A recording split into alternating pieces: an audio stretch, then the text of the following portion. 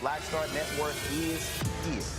Hold no punches. I'm real revolutionary right now. Support this man, Black Media. He makes sure that our stories are told.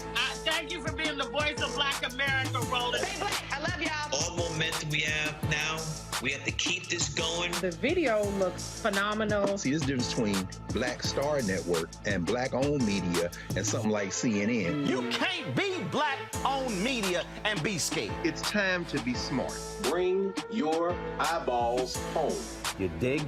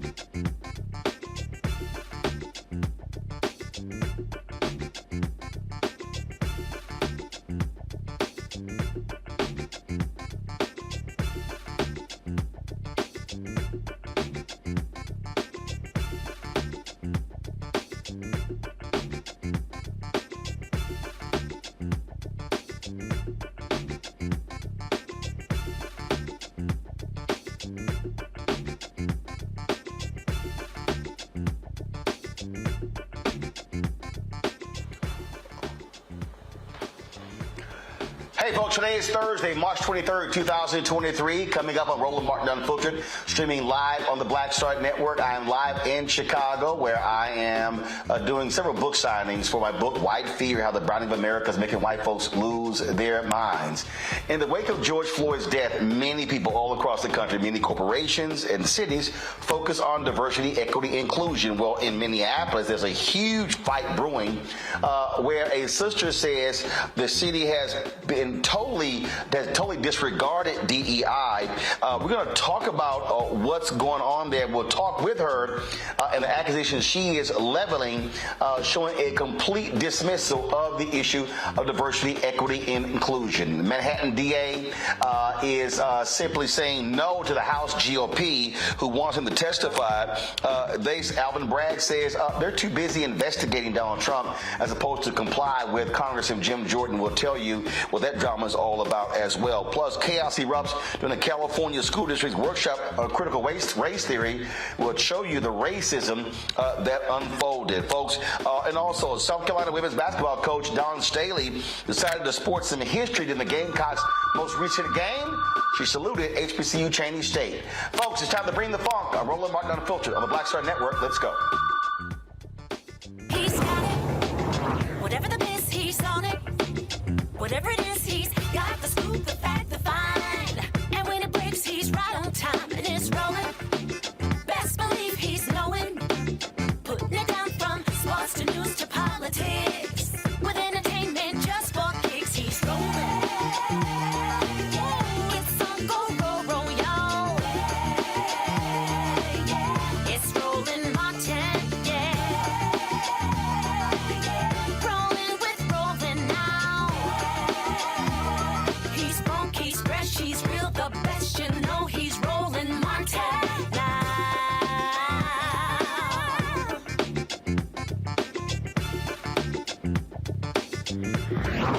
Martin.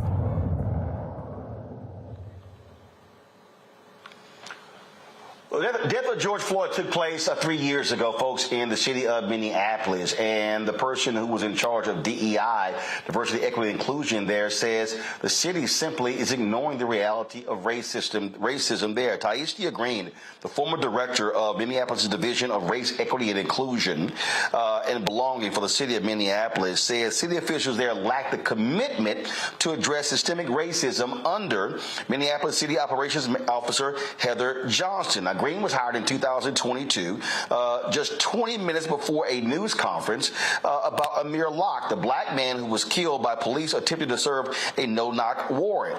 In a scathing 14-page memo, she highlighted the challenges she faced in her role and how her recommendations were repeatedly ignored, intentionally misguided on assignments, and had false claimants filed against her. She also called out two black council members, Latricia Vita and Andrea Jenkins, for lying about their lack of work and engaging in anti-black racism. Tyeastia Green joins us right now on Roland Martin Unfiltered. Ms. Green, glad to have you here on the show. And so when you talk about the lack of commitment, look, we've been very critical here about all of these corporations and cities and others not being serious about the diversity, equity, and inclusion. How long did it take for you to discover that clearly Minneapolis, in your estimation, was not serious about DEI?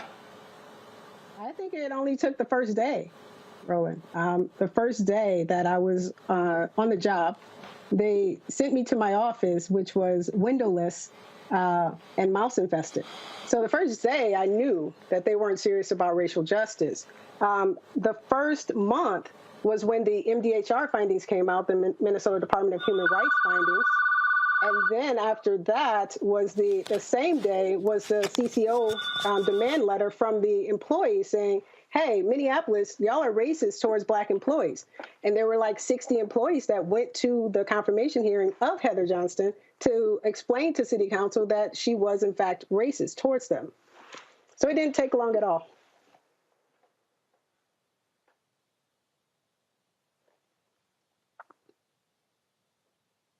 So what was interesting to me in terms of what you just laid out there, when you wrote this memo, what was the reaction? What did they say? Was there a meeting? Did they say, hey, let's address your concerns? They didn't respond. I sent that memo on March 6th. And on March 13th, I got a call from Heather Johnston, my direct supervisor, saying that I would have to be unappointed or I would have to resign. I didn't hear from anyone that I sent that memo to. I sent it to. I'm sorry. What does unappointed means? The position that I held in Minneapolis was an appointed position, so it's a city official position, and it's appointed by Mayor Fry. Okay, so were they saying, hey, either you resign or we're going to fire you? Yes, that's exactly what they were saying. Either you resign or we're going to fire you. Exactly a week after I sent that memo. And which option did you take? I took the option to let my resignation of February 21st stand. So February 21st, I did resign my position, citing the racism and toxic work environment and the sabotage of the Black Expo that I put on. I was asked to reconsider that resignation, and about 6 hours after discussions with the City of Minneapolis officials, I rescinded that resignation. So when they called me on March 13th, they said, you can let your resignation stand from February 21st, or we have to fire you. You were very critical of the two Black council members, so explain that. Well, Roland, all skin folk ain't kinfolk. And that is the situation that's happening in Minneapolis with Council President Jenkins and Councilmember Vital. Councilmember Vital, excuse me, has been going around the city, in the community, defaming my character with Black groups in the community in regards to this all-Black expo that I was trying to put on for the city. The very first one in 2023. For Black History Month. Minneapolis has never done anything for Black History Month for the Black community. And the first one that we do, Patricia Vital is out there discrediting the event, saying that I owned, the event planning company, that I paid myself $242,000, that I'm stealing money from the city. She started all of those lies within the community and within my workplace. What happens now? I'm going to live my life, Roland, but I'm going to make sure that the city of Minneapolis is held accountable for their toxicity and the racism in their enterprise. Do you believe that, this was, again, ground zero for so many people out here emphasizing and talking about DEI? Do you believe that this is indicative of the cities and corporations who we're already seeing some 36% of DEI jobs have been cut across the country? And so it seems that a lot of people just 3 years after the fact are pulling back on all of those big pronouncements they made after the death of George Floyd. Absolutely. There is definitely a backlash happening right now. You know how the pendulum swings when there's something, racial justice, we get something, and then the pendulum swings so far back that we're right back to where we were, or worse than where we were before we started. And so that's definitely happening around the country, where people are taking back their commitment towards racial justice after the murder of George Floyd. And Minneapolis is no different. And with the leadership of Heather Johnston and Mayor Fry, I fear that Minneapolis will be worse off in racial justice than it was before George Floyd was even murdered. Hold tight 1 second. I got to go to break. When we come back, I'm going to read to you the response the city of Minneapolis sent us with regards to your allegations. Folks, you're watching Roland Martin Unfiltered on the Black Star Network, live from Chicago. Don't forget, if you're watching on YouTube, hit the like button. Facebook, hit the share button. Also, please comment on our Black Star Network OTT app. Don't forget, you can download our app, Apple phone, Android phone, Apple TV, Android TV, Roku, Amazon Fire TV, Xbox One, Samsung Smart TV. If you're watching on Amazon TV, simply go to Amazon News, and you can watch our 24-hour, 7-day-a-week Black streaming channel right there on Amazon News. You can also say, Alexa, play the Black Star Network to hear the audio from the show as well. And so, and don't forget to support us in what we do. Your dollars truly, truly make a huge difference in the stories that we cover. And so please send your check and money orders to P.O. Box 57196, Washington, D.C. 20037-0196. Cash App, $ RM Unfiltered. Unfiltered, PayPal R Martin Unfiltered, Venmo RM Unfiltered, Zelle Roland at RolandSMartin.com, Roland at RolandMartinUnfiltered.com. We'll be right back.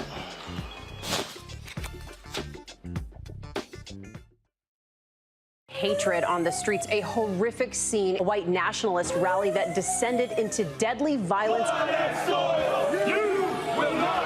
White people are losing their damn minds.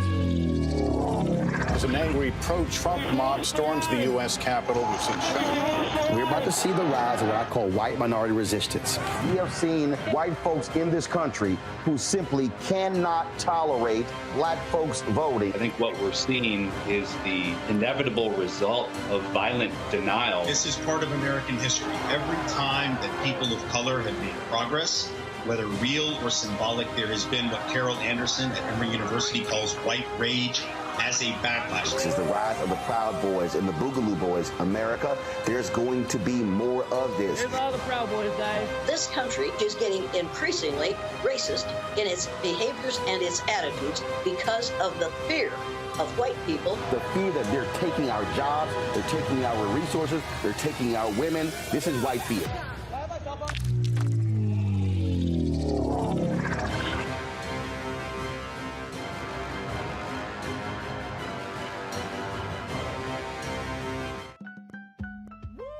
We're all impacted by the culture, whether we know it or not. From politics to music and entertainment, it's a huge part of our lives, and we're going to talk about it every day right here on The Culture with me, Faraji Muhammad, only on the Black Star Network. You want me to do something crazy, but I don't know what to do. I'd rather just sit here. I'm Chrisette Michelle, and you're watching Roland Martin, Unfiltered. I mean, could it be any other way? Really? It's Roland Martin.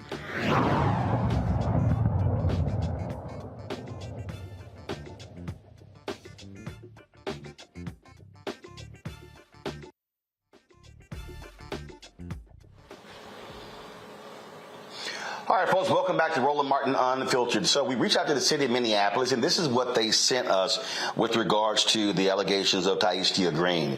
The city disagrees with the characterization of the events outlined in the memo you shared in the news article.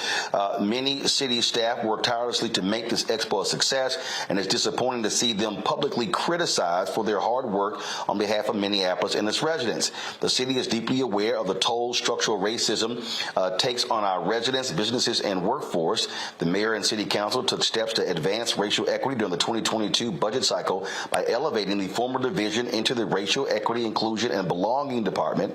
In doing so, the city enhanced the influence and stature of this work in the city enterprise. The city backed up its department creation by investing nearly $800,000 more than for the 2023 budget than the prior year in increasing staffing capacity. Over the last several years, city leadership has also worked to build a more inclusive workplace and embed equity in policy and practice. Just this year, the mayor allocated significant funding to develop anti-racist training curricula, and the city has already partnered with third-party experts to deliver anti-racist training sessions to city leadership. The city has also reformed its procurement processes in the last year to prioritize local vendors within the target market program. We have taken and will continue taking concrete steps to support the black community, especially when planning large-scale community events. The city auditor is undertaking a review of procurement processes underpinning the production of major events. As stewards of public funds, it's important the city follow processes that ensure public funds have public benefit, even if those processes can be complex. Ms. Green's memo is under review, and professional staff will determine whether further investigation is required. The city has a process for assessing and investigating allegations of discrimination and harassment, and is an equal opportunity employer that prohibits discrimination and harassment of any kind. All employment decisions are based on merit, performance, competence, qualifications, job requirements, and departmental need without regard to race, color, sex, including pregnancy or gender identity, religion or belief, national origin, sexual orientation, marital or parental status, disability, age, political affiliation, membership in an employee organization, military service, genetic information, or any other legally protected status or characteristic. Ms. Green, how would you respond to that statement put out by the city of Minneapolis to your memo? I think it's funny that they are taking credit for the work that I put in. And I also think it's funny that they're claiming that they increased my budget by $800,000. when most of my projects on my staff are multi-million-dollar projects, so $800,000 they know will not cover anything that I'm doing within the racial equity realm. The other thing, though, there was another thing that you said about them elevating my division to a department. When I was working at the City of Burlington and they offered me this position 20 minutes before the Amir Locke presentation or press conference, I put in my counteroffer that this position had to be a department head. I had to be the leader of an actual department. That was already solidified before I even got on the plane to come back home to Minneapolis. So I just think it's funny that they're putting in that information into their response. What is next for you?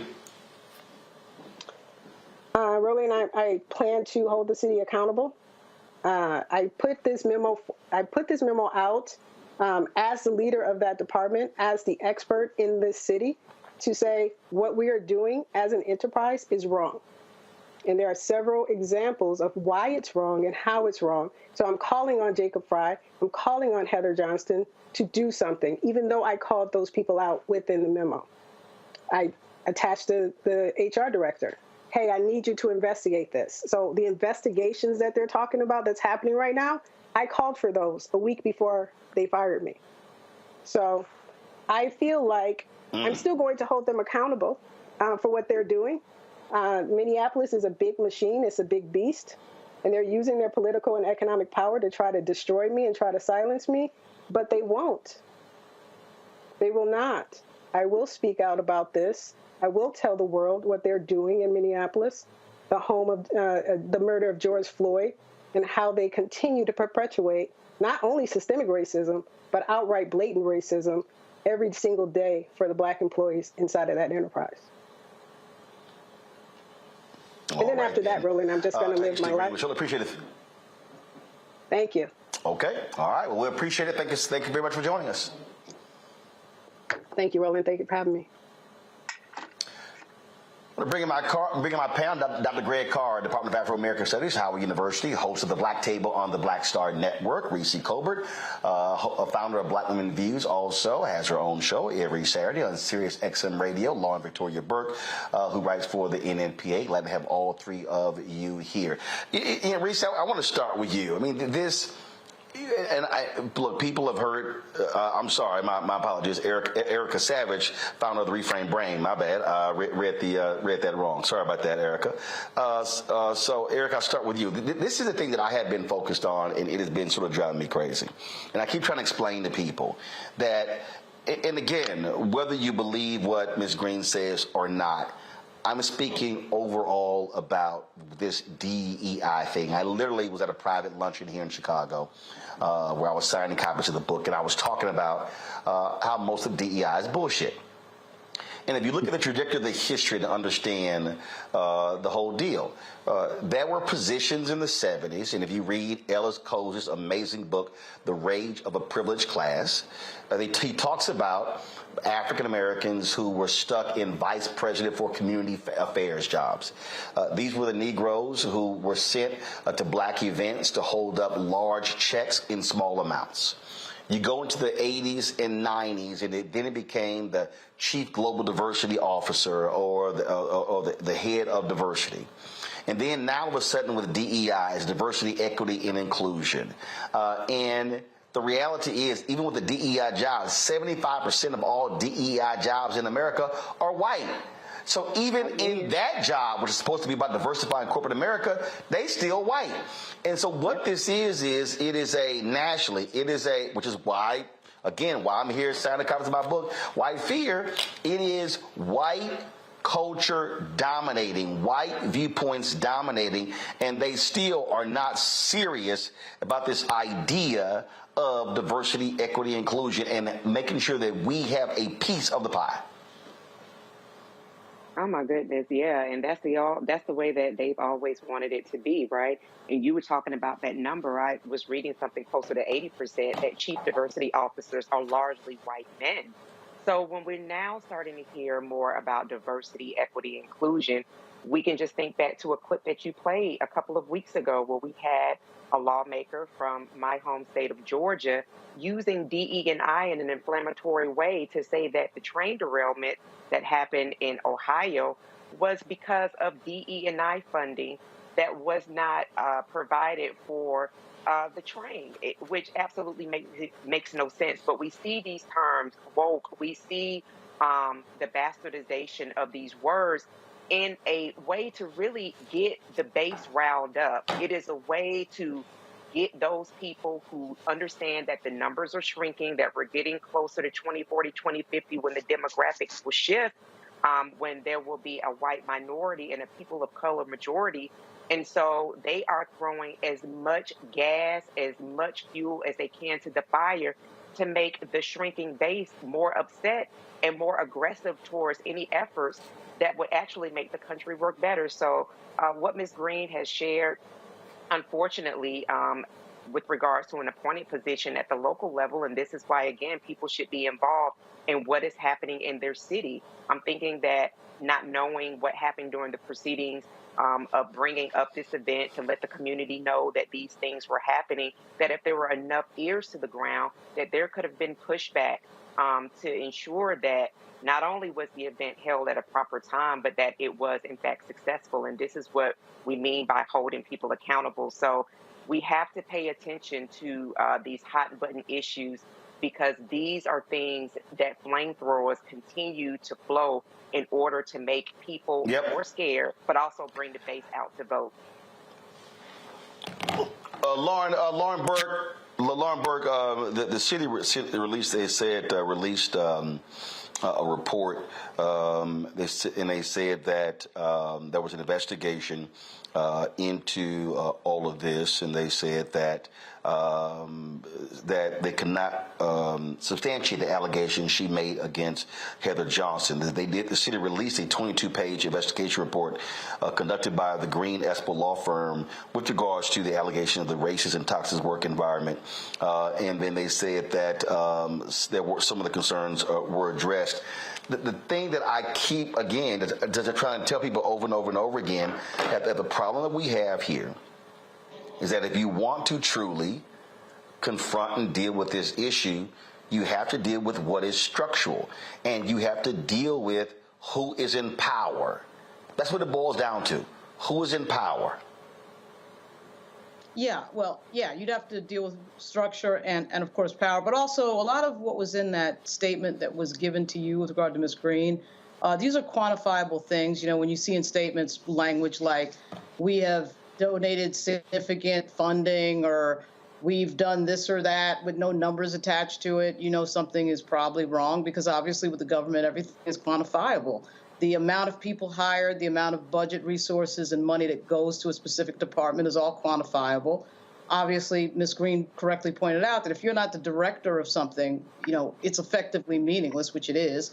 And of course, at most of these jobs in government, if you have no budget and you're not in charge of hiring and firing, then you're not really in charge of anything. So these DEI things are really just a PR move for the most part in a lot of these offices, to be able to say that they can point to a certain office and say, we've hired this person, this is the DEI person, so we can't possibly be racist because we have the DEI person. Of course, none of that is true. We know that. We know the history of this country. We know how hard it is for the majority, the white majority in this country, to deal with the history of this country when it comes to black people and discriminating against black people. That all plays into this. And now politically, on the political side, the Republicans are using DEI as a proxy for, hey, white people, you know, these black people are getting something, or are going to get something, a job, a benefit, or whatever, that are not qualified. So sort of a proxy for saying quota, or that quota is about to happen. Of course, it doesn't matter that none of that is true. If you can message it and get it into a newspaper or get it into a media platform, it's true for whoever reads it, and that's the end of the story. Hold on one second. I'm going to a break. We come back, Greg. I want to read for you. I made a comment on the LinkedIn page of the Chief Diversity Officer for PepsiCo today that you might find interesting, and I want to get a comment from that in this issue as well. Folks, you're watching Roland Martin Unfiltered, live from Chicago, right here on the Black Star Network. Back in a moment. On the next A Balanced Life with me, Dr. Jackie, re-entry anxiety. A lot of us are having trouble transitioning in this post-pandemic society and don't even realize it. We are literally stuck between two worlds, in purgatory. How to get out of purgatory and regain your footing and balance. What emotions they're feeling and being able to label them, because as soon as you label an emotion, it's easier to self-regulate. It's easier to manage that emotion. On the next A Balanced Life on Black Star Network. When you talk about blackness and what happens in black culture, we're about covering these things that matter to us, speaking to our issues and concerns. This is a genuine people-powered movement. There's a lot of stuff that we're not getting. You get it, and you spread the word. We wish to plead our own cause. Too long have others spoken for us. We cannot tell our own story if we can't pay for it. This is about covering us. Invest in black-owned media. Your dollars matter. We don't have to keep asking them to cover our stuff. So please support us in what we do, folks. We want to hit 2,000 people, $50 this month, raise $100,000. We're behind 100,000, so we want to hit that. Y'all money makes this possible. Check some money orders. Go to P.O. Box 57196, Washington, D.C. 20037-0196. The Cash App is $RM Unfiltered. PayPal is R Martin Unfiltered. Venmo is RM Unfiltered. Zelle is Roland at RolandSMartin.com. You want me to do something crazy, but I don't know what to do. I'd rather just sit here. Hi, this is Cheryl Lee Ralph, and you are watching Roland Martin, Unfiltered. I mean, could it be any other way? Really? It's Roland Martin.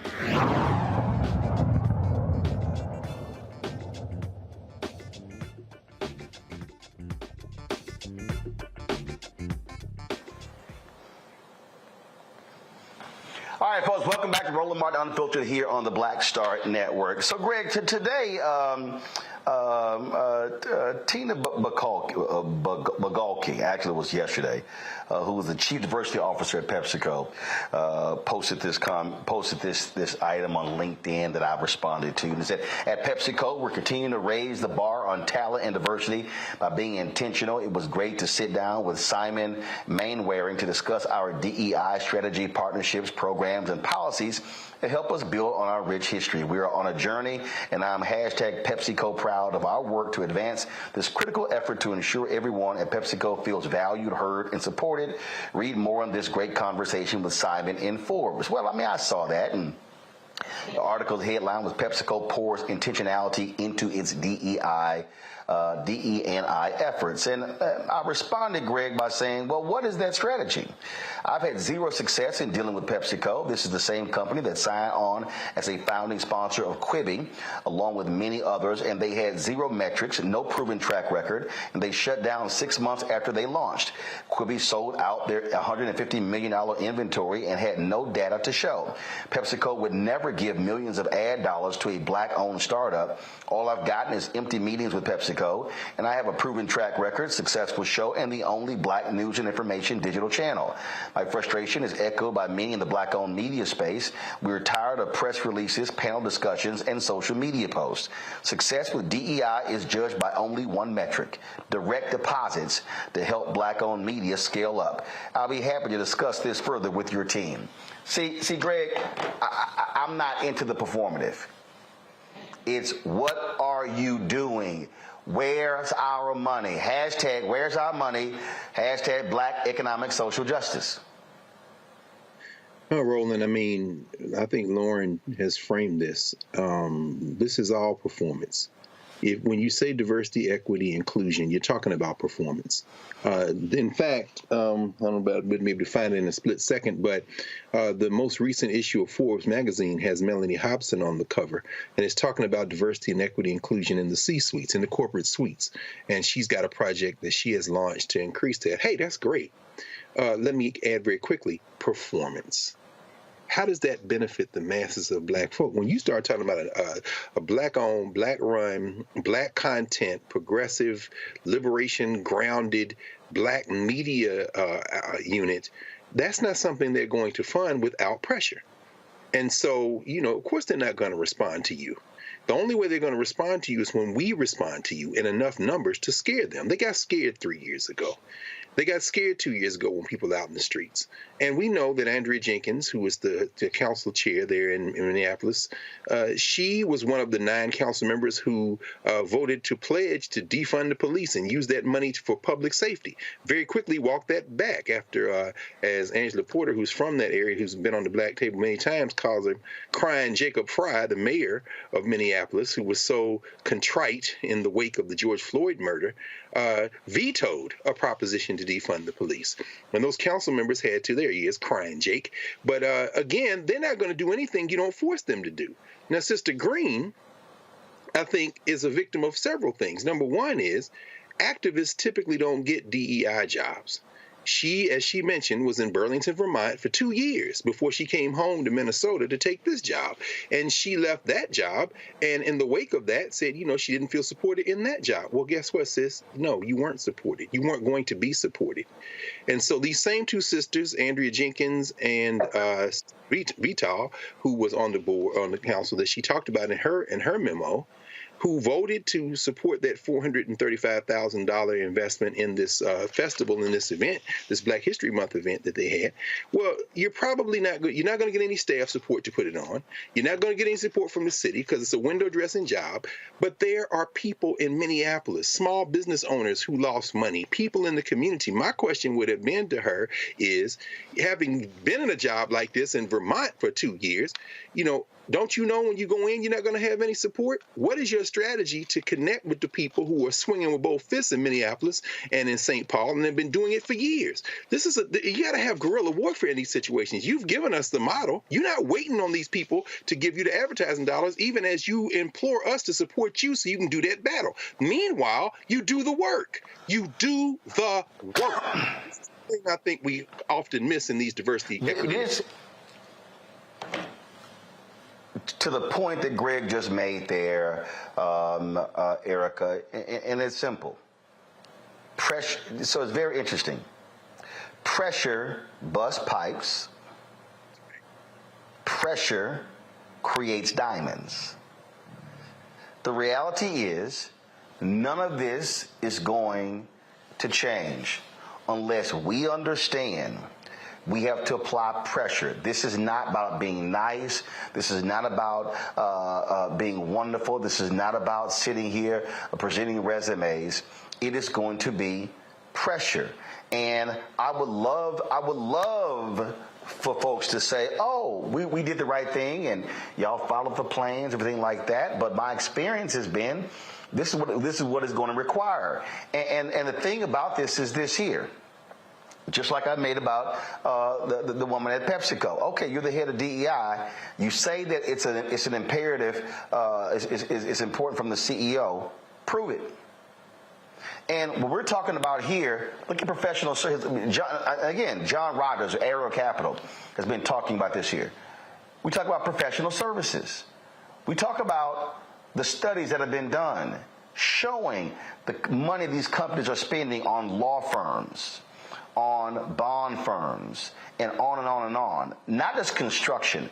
They're spending millions upon millions, and we're getting locked out. And I keep saying to black people, we cannot be silent about it. And this is what I also keep saying to our black civil rights organizations, specifically the NAACP, National Urban League, Ribbon Sharpton's National Action Network, Rainbow Push Coalition, and all of them. I don't care who you are.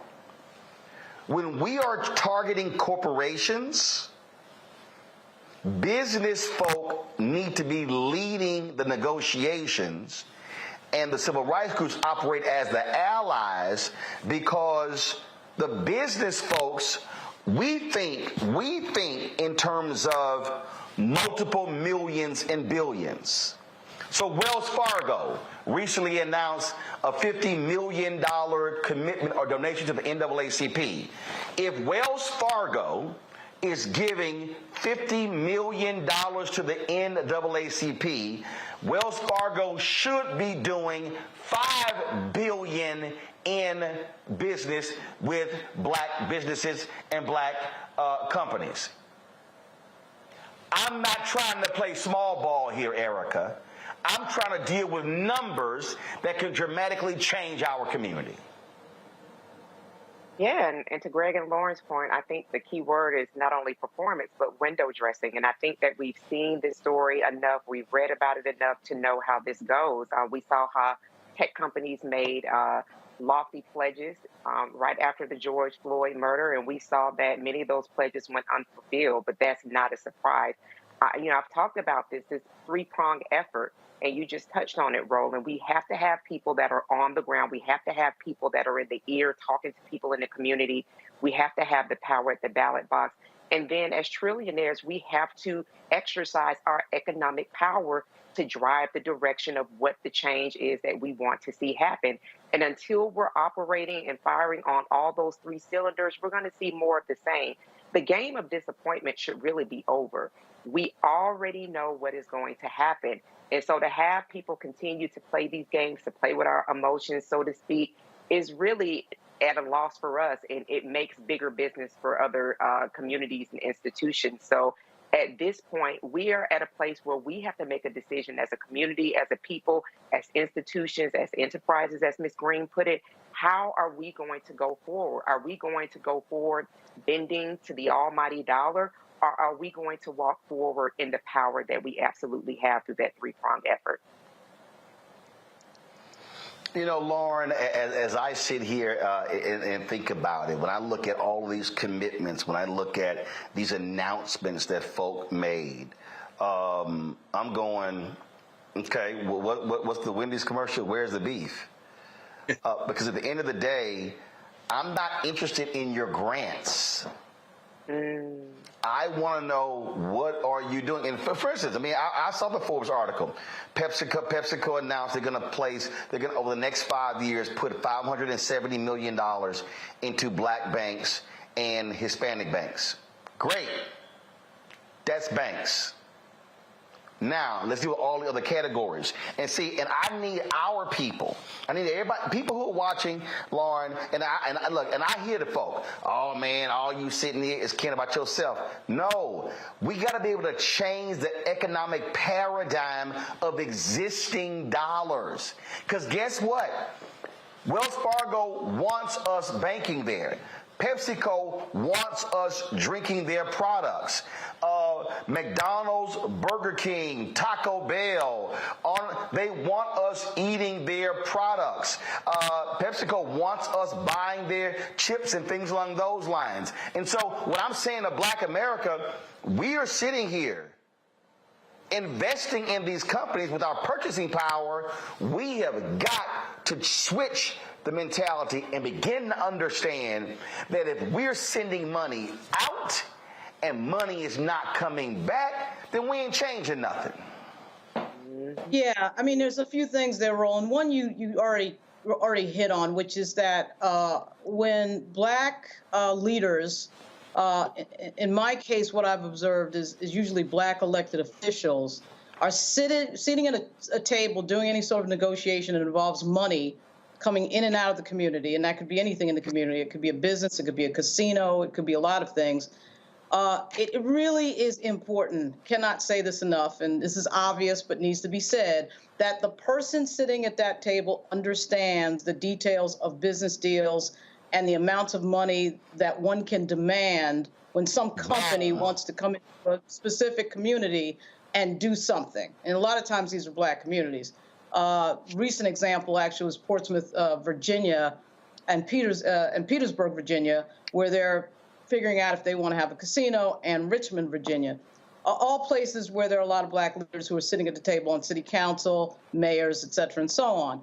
And if you don't have somebody at that table when that negotiation happens that is specifically making specific demands about where that money is going to go when that money starts getting made at a place like a casino, but it could be another business as well, there are going to be big mistakes, multi-million-dollar level mistakes, and it happens all the time because typically people who come into elected office are not typically business people who deal with millions and millions of dollars. And that type of mistake has happened in the black community a lot on big levels.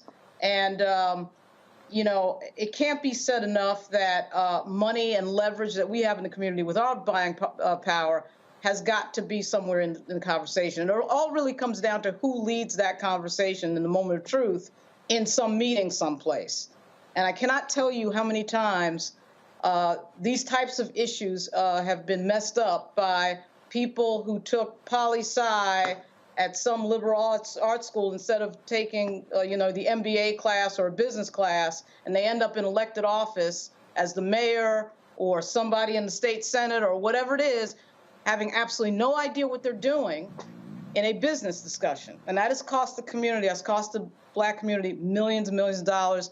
And people like Maynard Jackson and Marion Barry, I mean, people need to study some of these leaders who knew what they were doing at the table, particularly Maynard Jackson. Yep. And so that's been a huge issue on this. Hold on 1 second and go to a break. I want to come back and talk about this here. And I know folks who are watching, and somebody might be saying, man, it's a lot of other news to talk about. I'm going to say this again, and I want y'all to understand this. If you are not having a money conversation, you're not having an American conversation. You're watching Roland Martin Unfiltered on the Black Star Network. Coming up on the next Black Table, a conversation with Professor Howard W. French on his new book, Born in Blackness, covering 600 years of global African history and helping us understand how the world we know today is a gift from Black people.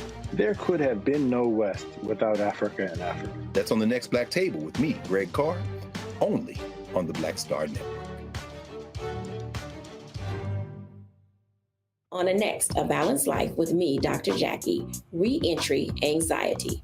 A lot of us are having trouble transitioning in this post-pandemic society and don't even realize it. We are literally stuck between two worlds, in purgatory.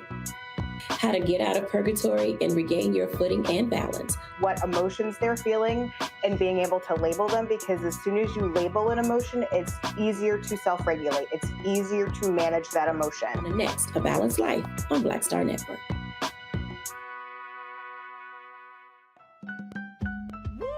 We're all impacted by the culture, whether we know it or not. From politics to music and entertainment, it's a huge part of our lives, and we're going to talk about it every day right here on The Culture with me, Faraji Muhammad, only on the Black Star Network.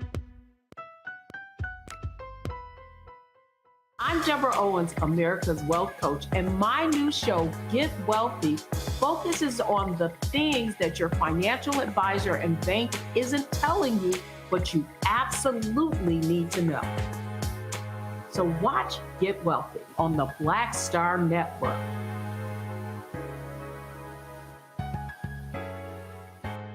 Hi, I'm Israel Houghton with Israel and New Breed. What's up, what's up? I'm Dr. Ricky Dillard, the choir master. Hey, yo, peace world. What's going on? It's the Love King of R&B, Raheem Devon, and you're watching Roland Martin Unfiltered.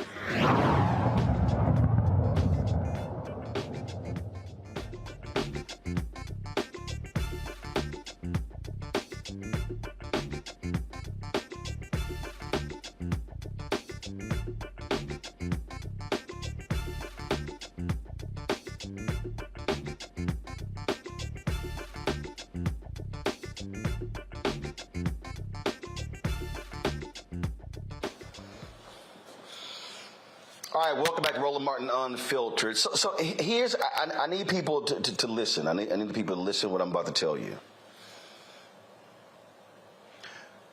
In the wake of the death of George Floyd, Black institutions across the board saw a dramatic increase of donations.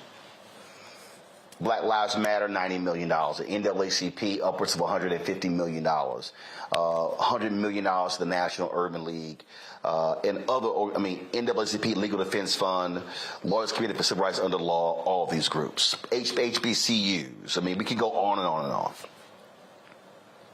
But I need people to listen to me when I give you some numbers. A lot of y'all got bent out of shape with the $90 million that was given to Black Lives Matter. Man, what they doing with the money? But y'all did not have that same fervor when corporate America actually committed anywhere from 50 to 60 billion in the wake of social justice. Let me repeat that. A lot of y'all had smoke for Black Lives Matter, but y'all was silent about the 50, 60 billion, but you had a lot of smoke for the 90 million. See, it's interesting to me, Greg, and this is to the point that Lauren just made there is a critical point. If we are going to change the paradigm, you've got to have people sitting at the table. And you've heard me say this, why I keep saying to these HBCUs, damn it, stop letting people negotiate media rights deals. Stop letting them negotiate pouring rights deals. Stop letting people negotiate apparel deals. And all you end up with is merchandise and social media posts and not millions of dollars when Michigan, Texas, Texas A&M, Ohio State are pulling down crazy amounts of money. Stop letting companies come to HBCU campuses with various initiatives and dangle internships when what HBCUs should be doing is extracting millions of dollars in investment into their programs. We have got to have people sit at the table who understand how to negotiate big numbers, as opposed to what we have is, in too many cases, big egos. Absolutely. Right. I think that last part, what you just said there, really brings it all home. We have to be able to do that, but that means there has to be a we. There is no we, brother. Segregation forced us into a we. So, it's interesting when you look at HBCU boards of directors, boards of trustees, and so forth. Prior to the end of apartheid, many of these people were business people in Black communities. Many of these people were people who knew how to build a business, run a business, and deal with Black people. They loved Black people, but let's be quite frank, they were also relying on Black people prior to the end of apartheid. What we see today is individual Negroes, many of them pets and successes in the white world. If you look at corporate America, according to this recent Forbes magazine article, the Standard & Poor's top 500, maybe 85% of the Standard & Poor's top 500 companies in the United States have some Black representation on their boards of directors, but about 3.2% of those companies have Blacks in senior executive roles. So they sprinkle a little diversity, equity, inclusion, but it doesn't do anything for us. See, when you're looking at a Roland Martin, you're looking at somebody who is a successful businessman, but also has a mentality that you're trying to do something for the race. We can't make the assumption that these individuals are trying to do something for the race. Even when they're trying to do something for the race, they're doing it in a capitalist system. You're absolutely right. You're talking about America, you're talking about the world system, you're talking about capitalism. And guess what capitalism doesn't do? It doesn't do charity for people who might be an actual competition for it. So, I was talking to my students today about the WNBA. They were saying, well, the WNBA, why don't people support the WNBA? I said, have y'all ever heard of ABL? It said, no. I said, look it up. And in that room, what they found was there was a professional league where the owners were trying to make partners with the players and make them part owners and move this together. And David Stern and the criminal enterprise known as the National Basketball Association put the ABL out of business, even though they subsidized the WNBA for years at a loss because they could not afford to have an independent entity take away from their captive market. See, the American Negro loves their master. And because you love your master, you won't turn around and support something like Black Star Network, which means the people have to support it. Woodson taught us this lesson. I'll end with this. This is the Forbes magazine I was talking about with Melody Hobson on the cover. Capitalism for all. Well, guess what? That's an oxymoron. She says people talk about access to capital, but access to customers may be more important. Yeah, especially when you got individual Negroes trying to create beautiful graphics and loss leaders to bring our people into the white capitalist structure. And where is Melody Hobson's check for Black Star Media? Where is Robert Smith's check for Black Star Media? Where is, what's the boy's name that tried to flip the Civil Rights Act over? You know, the guy who's now bidding for BET with Diddy and Tyler Perry. What's his name? Oh, yeah, you're from Byron Allen. Where is his check? In other words, these people are playing capitalism. There is no we. But when they get in trouble, that's when they come for the we. We gotta. I don't give a damn if it's any black people in corporate America. If it's 3 of them there and nothing happens for us and all you're doing is creating shake your jingle leg jingles so that a few more Negroes can give up the last 3 cents in their pocket to Pepsi and Target and everywhere else, then we don't need you. What we need to do is support our own. And if you're not supporting us in these diversity, equity positions you get yourself in, I agree with you, Lauren. Turn your back on them. We have to organize. This is a very different kind of capitalism because capitalism don't get shit. And this is also why these black folks are sitting on these boards of directors. Why are you there? Right. Black folks fought for you to get these positions, but what are you doing while you are there? Why are we having to beat the door down to get black-owned media advertising when every single one of these boards has a black board member? They should say that is my mission sitting on this board. And let me address the point because John talks about this notion of access to capital versus access to consumers. Y'all, this is real simple. Roland doesn't need access to capital. Let me say that again. I need everybody to listen to what I'm saying. We are in the black. We are profitable. I don't want a loan. Come on, brother. I want contracts. See, if I get contracts, I don't need loans. Loans, I gotta pay back. If I get contracts, then I'm still able to pay folk. Y'all, if we get more contracts, we don't need lines of credit. The lines of credit simply allows us to be able, if the company is going to be paying on a 180-day term, 6 months, well, the line of credit allows me to pay my expenses while the money is coming in. The problem, contracts.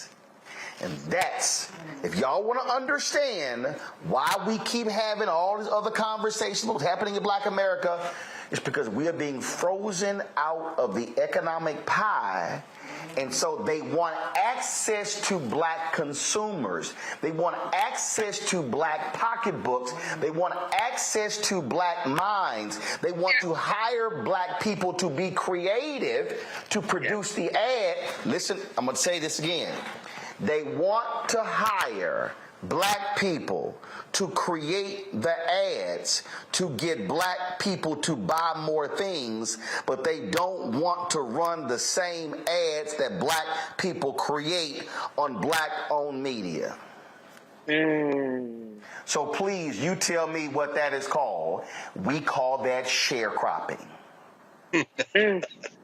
Mama. They understand that. They understand who's in charge. Y'all understand. But again, we have to have the courage to challenge them saying, where's the return on investment? Folks, so here's the deal. I am headed out. I'm headed to a meeting with my frat brother, Don Thompson, the former CEO of McDonald's, who is doing some amazing things with his wife, Liz, driving this issue as well. So I'm about to go meet with him. We've got a lot of other things that are happening. Greg Carr is going to take over the second hour of the show, folks. Don't leave. We got lots more to talk about. Greg, Erica, and Lauren going to be here, hold it down. And so I'm doing double duty here. And so y'all keep watching the Black Star Network right here. We're going to keep educating. We're going to keep trying to tell y'all, because everything I'm laying out to y'all ain't nothing but hard, cold truth. And the reason they don't want to fund black-owned media, because they don't want this conversation to be had to the masses. I'm going to see y'all tomorrow. Don't forget, my book signing is in Chicago. Y'all, we are sold out. I might have to come back to Chicago. Literally, there's no room. The restaurant is completely sold out. Can't wait to be at Chemistry, Chicago tomorrow night. Black-owned restaurant there in Hyde Park. I'll be back in a moment, y'all. A lot of these corporations or people that are running stuff push black people if they're doing a certain thing. What that does is it creates a butterfly effect of any young kid who, you know, wants to leave any situation they're in, and the only people they see are people that are doing this. So I gotta be a gangster, I gotta shoot, I gotta sell, I gotta do this in order to do it. And it just becomes a cycle. But when someone comes around and is making other, we don't, you know, they don't want to push it or put money into it. So that's definitely something I'm trying to fix too, is just show there's other avenues. You don't gotta be a rapper, you don't gotta be a ball player, you can be a country singer, you can be an opera singer, you can be a damn whatever, you know? Showing the different avenues, and that is possible, and it's hard for people to realize it's possible until someone does it.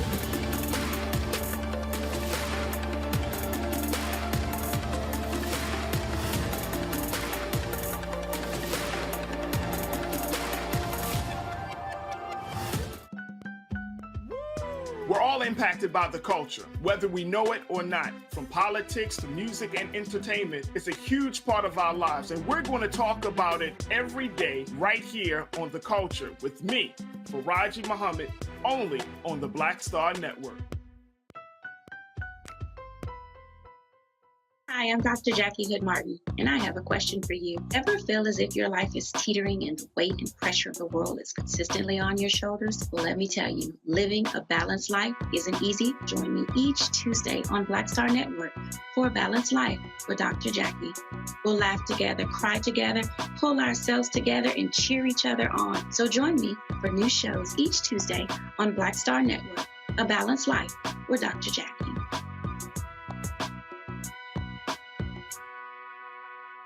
I'm Angie Stone. Hi, I'm Teresa Griffin. Oh, Roland. Hey, Roland. I am so disappointed that you are not here, first of all. Where's our dance? It's like we get a dance in every time I see you. And so now you're not here for me to dance with, sir. You and your ascot. I need it. I need that in my life right now. Okay, I love you, Roland. What's up? I'm Lance Gross, and you're watching Roland Martin Unfiltered.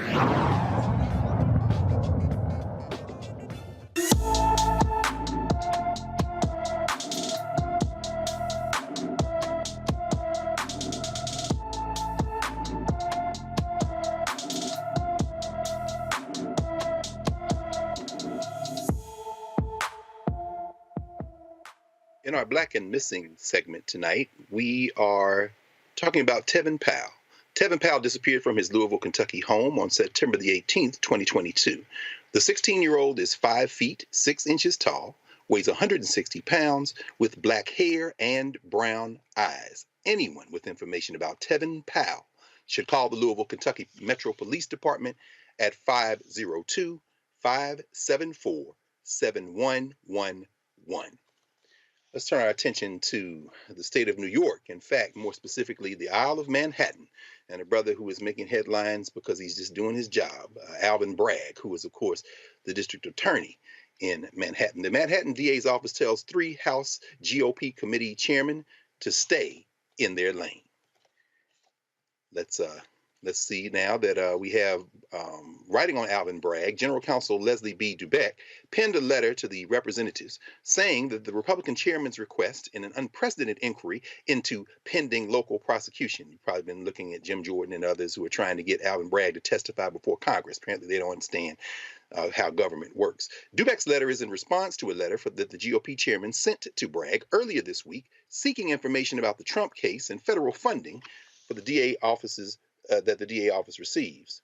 She said that Bragg's office would not allow the congressional investigation to impede New York from them exercising, quote, New York's sovereign police power. There we go. The right wing likes to talk about federalism, except when they want to use the federal government as a cudgel.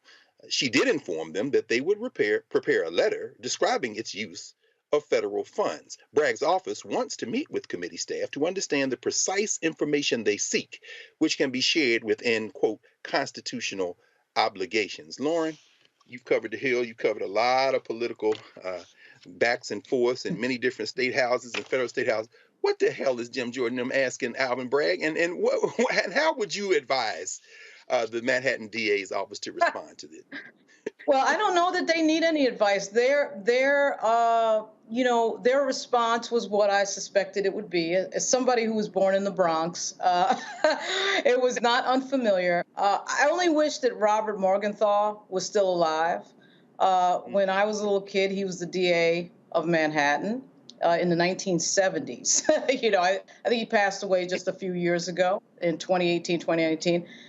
This is the type of outrageous, ridiculous, arrogant request that somebody like Robert Morgenthau would have really slammed down. I think Alvin Bragg's office was being very polite. I know a lot of the media is like, ooh, it was a strong response. Well, I'll tell you what, if that was Cyrus Vance in there or Morgenthau, it would have been even stronger. There's this air with Jim Jordan and a lot of these Republicans that we have in Congress now of, you cannot boss us, you cannot tell us what to do. We tell you what to do. We tell you how it's going to be. We dictate the pace. Nobody can ever tell us anything. That was the same air that Donald Trump had, which is, it is an arrogant vestige of white supremacy. This idea that how dare this black DA be telling us what to do? How dare we have to listen to his, guidance in any way, shape, or form? He's never going to boss us. So they're flexing to their supporters, and they're sort of carrying this idea that nobody can ever tell us what to do. There is no authority over us. We get to tell Alvin Bragg to come hither. It is all complete nonsense, complete, unadulterated, clear nonsense. And they'll do it until somebody slaps them down, which is typically a court or another lawyer or somebody else in authority that understands this is all nonsense. But in fact, they do need to be slapped down, or they just get bigger and more bold and more arrogant. And that's what you just saw. Absolutely. Absolutely. It's interesting to hear you say that, Lauren. Certainly they could be slapped down. And the voters to keep returning these people to office, even though they're doing nothing for their constituents, nothing for their districts. Jim Jordan hadn't passed a piece of legislation yet, and yet he's got time to do all this. I'm wondering, Erica, as somebody who has literally worn the uniform of the United States and has been threatened with being put in harm's way to defend this country, I wonder if you have any thoughts about how this erodes the morale of people who have real needs in this country. And while they are waiting for people who they elected to return something to them by way of our tax dollars, they have to turn on the television, and sadly, some of them watch Fox and other places where they're deluded and they think these people are fighting for them, and they see this kind of shenanigans. Meanwhile, their lives continue to erode. I mean, any thoughts on this back and forth and what it does to people who are just trying to live their lives and wondering why Congress never does anything in moments like this, except things like this? Sure.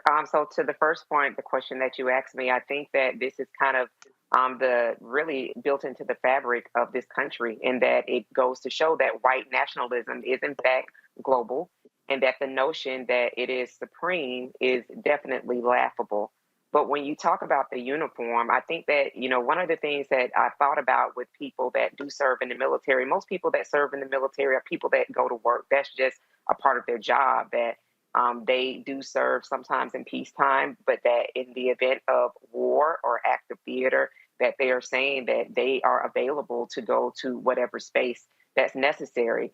But on the face of it, again, this is built into the fabric of the country. And I think that, when we look at historically over the past couple of elections, this is what Republicans have not only said that they would do, but they actually published pieces to say that this is what they're going to do. So it continues to go back to what are we going to do in response to that? We can't just do anything. That, the son of a Klansman would go on to his social media channel of choice and use language like calling District Attorney Bragg an animal really is par for the course. It goes back to what white nationalism is, and that it continues to be dogged in its whole apparatus to make itself supreme, which it shall not, never will be, and won't. And it isn't. So to people who are going about the business of working every day, a part of our work is to ensure that our present and our future has a better space than what we're facing right now. And it goes back to that three-pronged attack, but it also does beg us to be more conscious about what we can do in some of the time that we do have available, because Republicans did promise this level of chaos. And so we've got another year and a half to go until at least on the congressional side, well, the House side rather, to make a decision about who's going to return to Congress. And unless people want to see more of the same, we're going to see the same thing unless we actually exercise some of the power that we have if we don't have the ability to be on the ground, which is to go to the ballot box and ensure that unless in cases of gerrymandering, that we are able to have individuals in the office that do speak for us. Absolutely. Well, let's turn, speaking of the ballot box, let's turn to elected officials in the extremely gerrymandered Magnolia State, Jackson, Mississippi. In Jackson right now, there has been a commission put together which has only one black lawmaker and 9 whites to negotiate the final version of a bill that would expand the territory of a state-run police department inside Mississippi's majority black capital city. Lieutenant Governor Delbert Housman and House Speaker Philip Gunn, both Republicans, finished selecting the senators and representatives to work on the final versions of the bill. The committee has 8 white Republicans, 1 white independent, and 1 black Democratic House rep, Representative Earl Banks, as a negotiator of Jackson. I may have a little bit of a voiceover, but Mississippi's Republican-controlled state house passed the bill to expand areas patrolled by the state-run Capitol Police in Jackson and create a new court system with appointed rather than elected judges. Now, Banks, of course, voted against the bill. The negotiators face a deadline to finish their work by next week. The Senate voted to expand Capitol Police territory to the entire city, but the House voted for an expansion only into relatively affluent shopping and residential areas. When we come back from our break, we're going to ask Erica and Lauren their thoughts on this revived White Citizens Council in Mississippi as they try to take over the city of Jackson. So we'll be back in a moment here. You're watching Roland Martin Unfiltered on the Black Star Network. We'll be right back.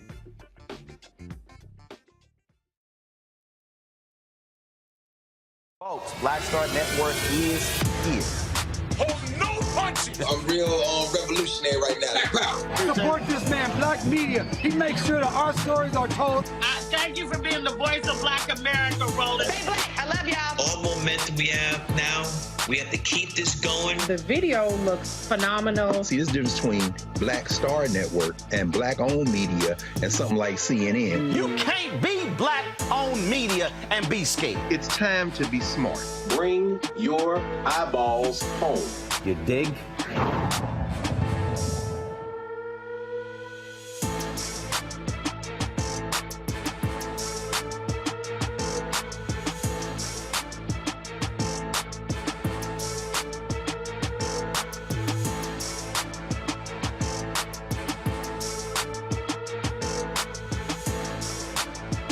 Coming up on the next Black Table, a conversation with Professor Howard W. French on his new book, Born in Blackness, covering 600 years of global African history and helping us understand how the world we know today is a gift from Black people.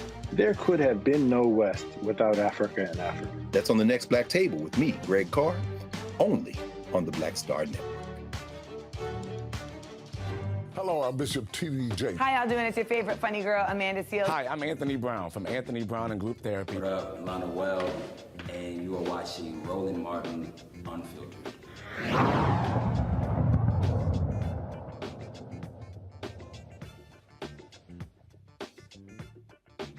Welcome back to the Black Star Network. Remember to support the Black Star Network across all your platforms. Tell your friends to get in here now. We got to support each other as we do this work.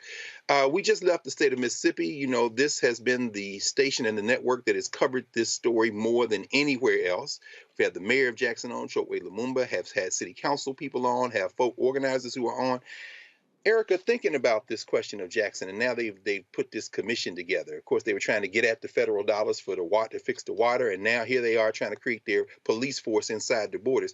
Any thoughts on the implications of this kind of extreme measure of creating an insular white police force to guard the white neighborhoods, and then a civil court where they can get involved in other things, perhaps even like taking land or whatever else they want to busy themselves with in Jackson, Mississippi? Yeah, white nationalism. I'm glad you mentioned the White Citizens Council because I thought about that, after the landmark Brown v. Board of Education. And so you saw segregation is becoming very active, white nationalists. But those types of councils didn't disappear. They just really kind of disseminated into other places. They're in our wells of Congress. They are executives of state. They're all around. They're billionaires and they're poor as well. And so in thinking about Mississippi, we do have Ben Crump, who is also a friend of the show, young man Raheem Carter, who his remains were found in different places. His spinal cord was found in one place and other remains in another place. Attorney Crump is reporting that he was reportedly decapitated. And so when we've had another lawyer on to talk about two men that were essentially tortured for 90 minutes, one that had to have his tongue surgically removed. And in effect that both of those men who were African-American men, who are African-American men, were found to be dating white women. So we continue to see these atrocities that seems like something that could have been out of the 19th, 20th century and times before that are still happening. And it is because of Roland has laid out in this book, White Fear. We've been talking about this shrinking white minority. But, one of the things that I'm thinking about in terms of the ongoing water crisis that is happening in Jackson, Mississippi, is also the students of an HBCU there, Jackson State University. And so when we think about police presence, understanding what that has looked like for Black people for centuries on end, as we have known them to be slave patrols, thinking about that student population, is that population going to begin to disintegrate? Are we going to see Jackson State not be what Jackson State has been in the past because parents are in fear of sending their children there? Raheem Carter was a 25-year-old young man who ran to the police for help in fear of white men that were following him. So, as we look at Mississippi, and looking at it and what it is doing, it is also spreading a message. It is telegraphing a message of what a lot of people are wanting to see across these United States of America. So I think that, as we continue to report on these stories, talk about these stories, these are things that people should be, no matter where they're living, what part of the country, as Malcolm X said, everything below the Canadian border is the South. No matter what area of the country that we find ourselves in, these are things that we should be looking at and being very, very concerned about seeing these things replicated in our specific areas. Absolutely. And it's funny you say that. I mean, parents worried about safety. We heard Mayor Lumumba say that, Jackson State does not have its own water system, whereas they have created water systems for the hospital, for the district where the state house is in Mississippi, all this being apartheid. And then there's the class element, Lauren. It's interesting in the reports that we've been reading. Representative Banks, who was on the commission, said, I've heard from doctors, I've heard from lawyers, I've heard from retired people.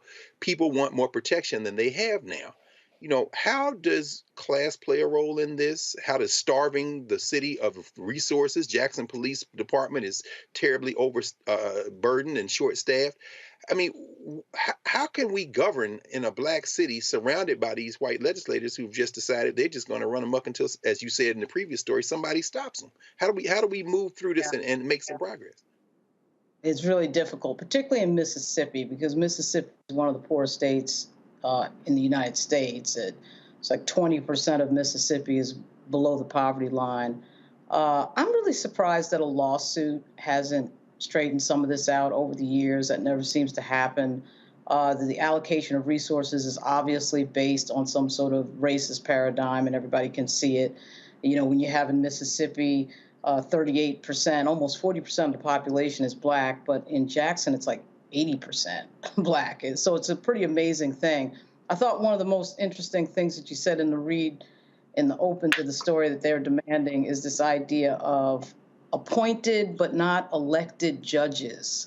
Of course you would have to want appointed and not elected judges when you have a population that's 80% Black, because if the Black people were making the decisions, which of course they're, functioning in this world where that that of course, don't want that to happen, they would have, of course, all the control over elected judges and any other elected officials for that matter. So there really isn't anything new here. I mean, this is Mississippi. This is the Mississippi of the 1920s, the 1930s, the 1800s. I mean, it's the same Mississippi it's always been. And other than the words from Nina Simone's song, Mississippi Goddamn, coming into my head, I really don't have that much of an answer for it. It just is. I've only been to Mississippi. I've been to Mississippi a few times, just going to Tunica for Benny Thompson's retreat. But other than that, I don't know too much about Mississippi other than the history that we all know, the reality that we all know. That has been some of the worst realities for African Americans in the United States, something that is never completely faced, something that is never completely looked in the eye of. And the way it's going, we don't seem to be getting too much closer at getting them to look in the eye of their own history. So it just repeats itself. As I don't need to tell Dr. Carr, it repeats itself. No. I mean, I think you're right, Lauren. I mean, I've been to Mississippi many times. I love flying into Medgar Evers Airport and sitting in the history. You're surrounded by it, and we know that their history isn't in just books. The people fight. There's a new book, Jackson Rising Redux, Callie Akuno and Matt Meyer. We know that Mississippi is not going to take this land down. Certainly not the black folk in the city and in the state. Another sister who has been on these airways many times, Rukia Lumumba, the sister of Chokwe Lumumba, the mayor. Of course, their parents, of course, Nubia and Chokwe Lumumba, who were the previous mayor. There will be lawsuits. There will be fights. In fact, both of them are lawyers. In fact, Chokwe and Rukia.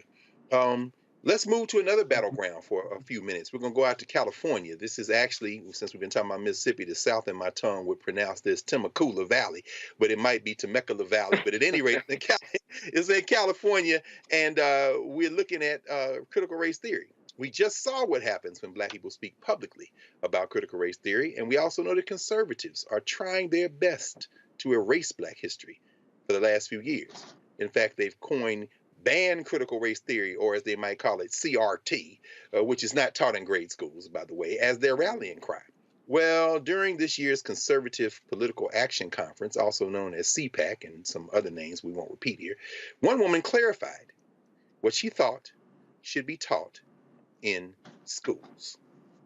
Well, and I get very aggravated because I notice the folks who push CRT do not seem to take the time to teach about Frederick Douglass, who was a great black founding father. They have erased the work of early black people in this country. Frederick Douglass, Harriet Tubman, many of these things, we're not taught about them and their full capacity. Right. So what we need to do is we need to get rid of this CRT nonsense and start teaching more about what Harriet Tubman, Frederick Douglass, John Brown, the person who stole the Confederate ship, W.E.B. Du Bois, Marcus Garvey, Malcolm X, Martin Luther King, Farrakhan. I mean, you know, the list goes on. The list goes on. It's crazy. It is a robbery of both black and white children to not teach that history, because black children should be knowing that there were great black leaders that they can identify with. And it's like none of these kids know who Marcus Garvey is. Yeah, exactly. Now, while we're letting that percolate, and our ally there doing the best he can, it's Du Bois, as Dr. Du Bois often reminded, not Dubois. And the guy he couldn't name was Robert Smalls, who stole the ship, the Planter, in South Carolina and sailed that Confederate ship. Of course, came back as a congressman. But while we're letting that percolate, maybe we'll get both of yours comments after the break. I want to put this one on the table in the spirit of that. That wasn't from California. That was from CPAC a couple of weeks ago here in the DMV. But in California, there was a brother who spoke up at a critical race workshop and was removed. Chaos and confusion, in fact, erupted during a California workshop about critical race theory. A black man who attended the workshop decided to speak up during the event to share his dismay with the board's decision to ban CRT when it's not even taught in their classrooms. Dear Temecula Valley School Board, I am writing to express my deep disappointment and disapproval of your recent decision to bring in a panel of so-called experts on critical race theory, CRT. It is widely recognized by the vast majority of experts that bringing CRT into the K-12 classroom is just as outlandish as bringing calculus to the first grade classroom. Neither idea is viable or credible. Therefore, it is asinine to ban CRT when it isn't even taught in any K-12 classroom in the United States of America. Your continued, blatant, willful ignorance of the Black experience in this country is not only shameful, but also detrimental to the education and growth of our children. As Frederick Douglass once said, I say it with a sad sense of disparity between us. I am not included within the pale of glorious anniversary. Your high independence only reveals the immeasurable distance between us. The blessings of justice, liberty, prosperity, and independence bequeathed by your fathers are shared by you, not me. The sunlight that brought light and healing to you has brought stripes and death to me. This 4th of July 30 seconds. Is yours, not mine. You may rejoice, but I must mourn. It is disappointing to see people who have a problem with history being taught. It is not Ruby Bridges who has a problem with history being taught accurately. It is the people who threw rocks at a 6-year-old. It is for trying to simply go to school whose grandchildren might learn and see their pictures and recognize their faces as they were throwing rocks at this little girl instead of taking progress. Thank you, Dean. Thank you.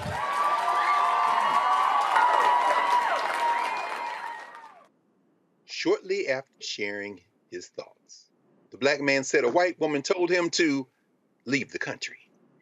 That's when Joseph Komorowski, the school board president, gave him a warning instead of asking the woman to leave. The Black man was escorted out of the building. His removal was met with boos, and many called for the white woman to be removed instead. Now, do we probably should go to a break and come back and maybe we'll watch the video and get some response, or should we?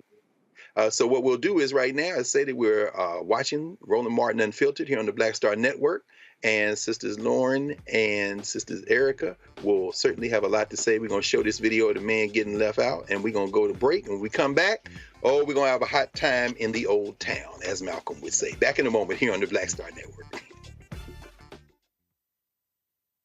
Coming up on the next Black Table, a conversation with Professor Howard W. French on his new book, Born in Blackness, covering 600 years of global African history and helping us understand how the world we know today is a gift from Black people. There could have been no West without Africa and Africa. That's on the next Black Table with me, Greg Carr, only on the Black Star Network.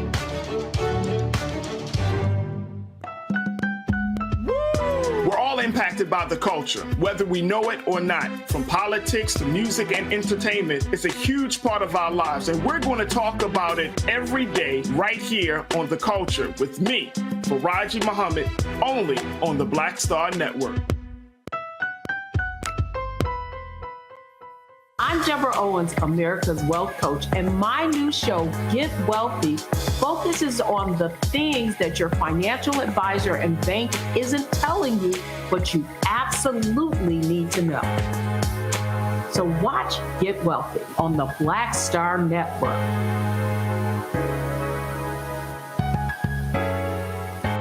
Hi, I'm Dr. Jackie Hood Martin, and I have a question for you. Ever feel as if your life is teetering and the weight and pressure of the world is consistently on your shoulders? Well, let me tell you, living a balanced life isn't easy. Join me each Tuesday on Black Star Network for A Balanced Life with Dr. Jackie. We'll laugh together, cry together, pull ourselves together, and cheer each other on. So join me for new shows each Tuesday on Black Star Network, A Balanced Life with Dr. Jackie.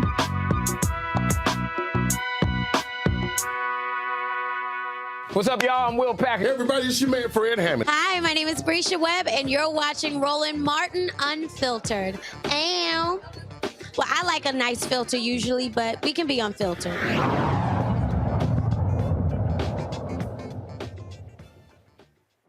Welcome back to Roland Martin Unfiltered here on the Black Star Network. When we left, we heard a very stirring excerpt from What to the Slave is the 4th of July from Frederick Douglass. A brother stood at the school board meeting and had some comments on the attempt to ban something that isn't even taught, critical race theory, in the classroom out there in that California school district. And as we told you, the school board president, Joseph Komorowski, instead of asking the woman who told the brother to leave the country to leave, he gave a warning to the brother who stood up and bravely confronted this foolishness. Let's take a watch. Let's look at the video of that moment when the school board president asked the brother, warns the brother instead of asking the person who should have been asked to leave to leave. If I feel that way, why don't I get out of the country? My family. Sir, that's your first warning. The second warning, you'll be asked to leave. She said get out of the country. She told me to get out of the country. My family has been here since August 16th, 1619. Sir, that's enough. In Jamestown, in Virginia, my family is here. We've been slaves for 400 years. Jason, please escort this man out of the building. Thank you.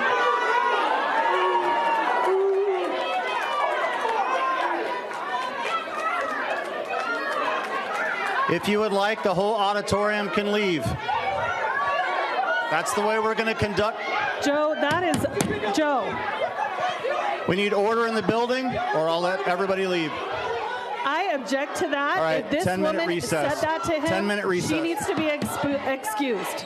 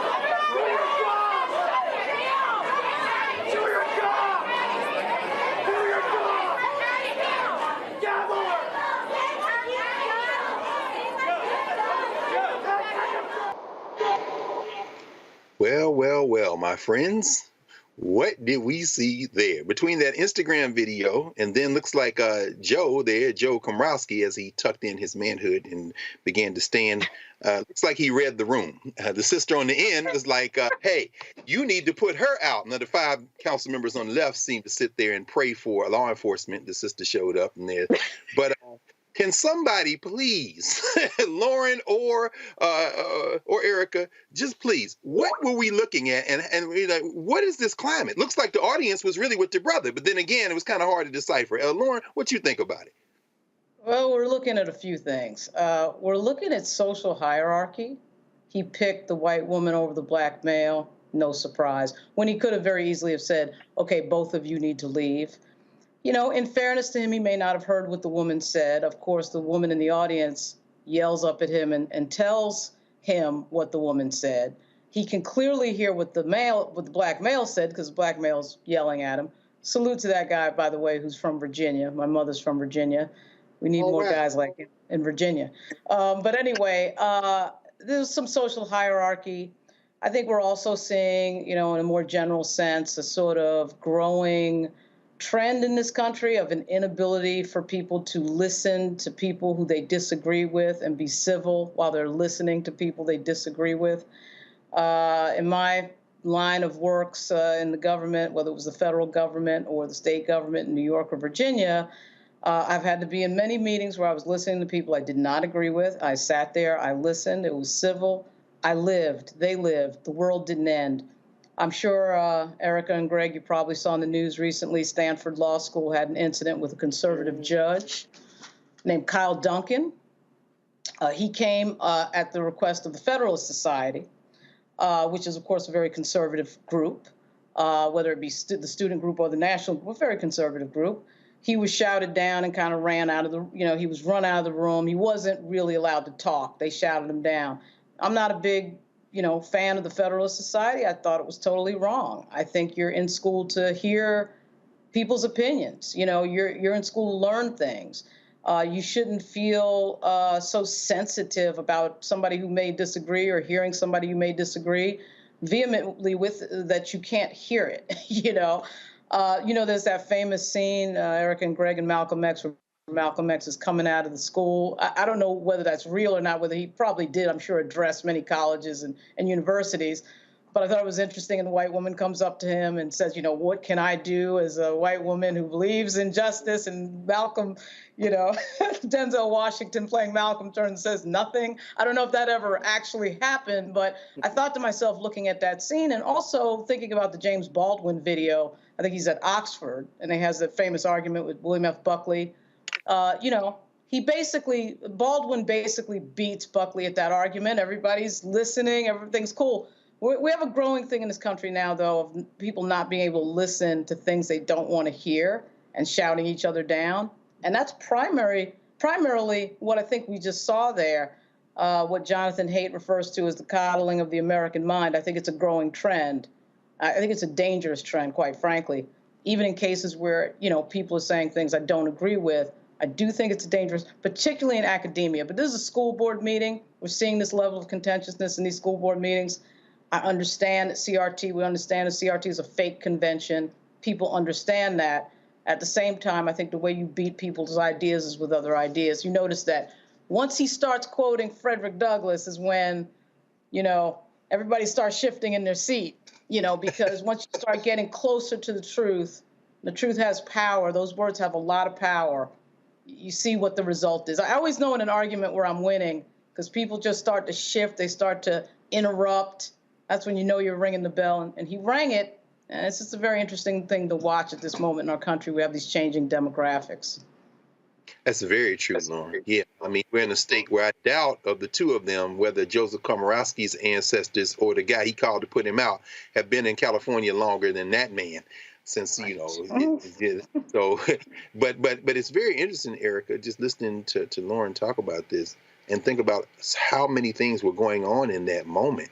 The escalation, the potential that it could have turned into something else. The crowd was seeing to back the brother and saying, put her out.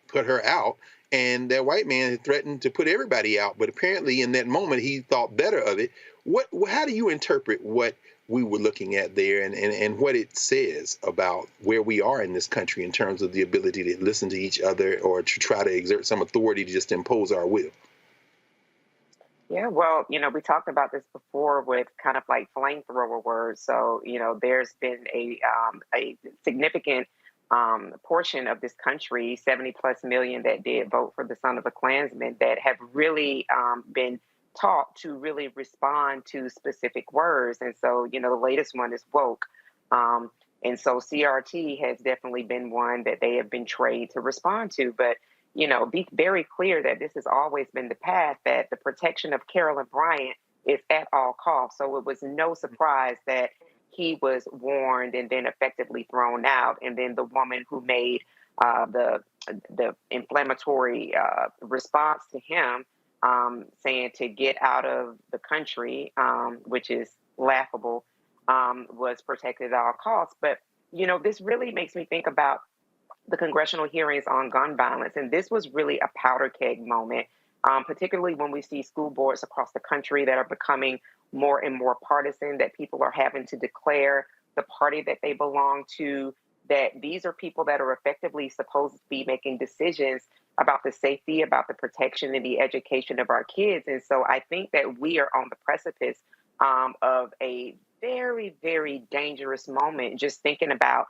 if there could have been one person that would have been in that room, God forbid that at, hearing voices elevated, a black man and a white woman could have begun to shoot.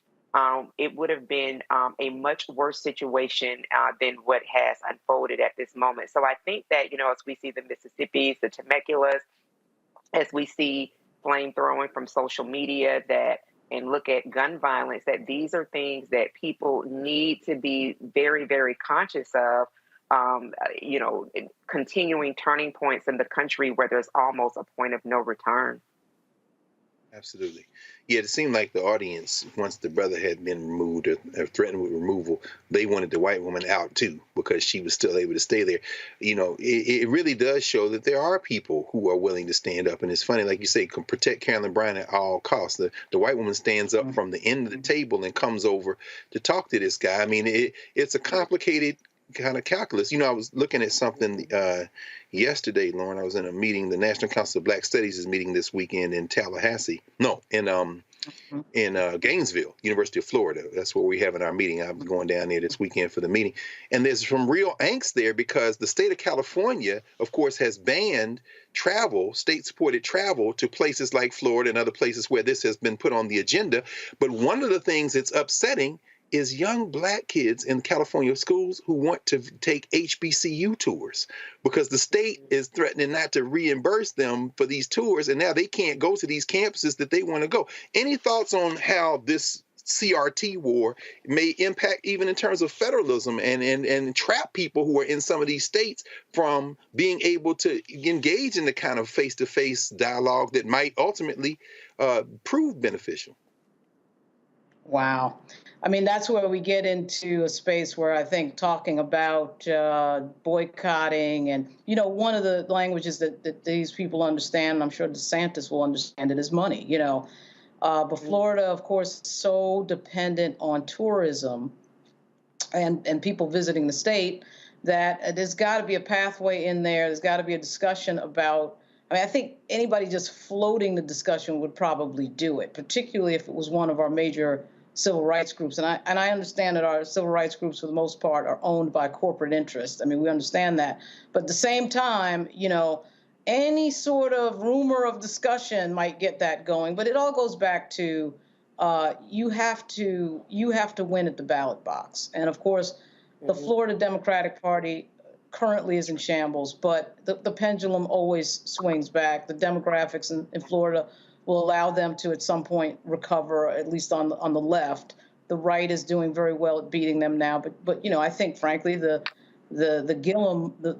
Andrew Gillum moment is what really scared them and got them galvanized, and it works both ways. What's happening right now in Florida will scare the Democrats, and then they'll work harder. So until you fix that political problem, we're going to be having these discussions. But fortunately, these things power doesn't last forever.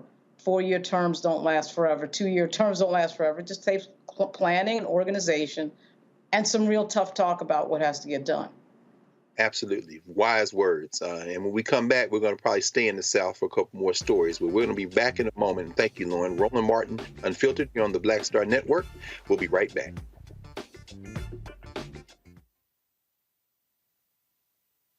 Hatred on the streets, a horrific scene, a white nationalist rally that descended into deadly violence.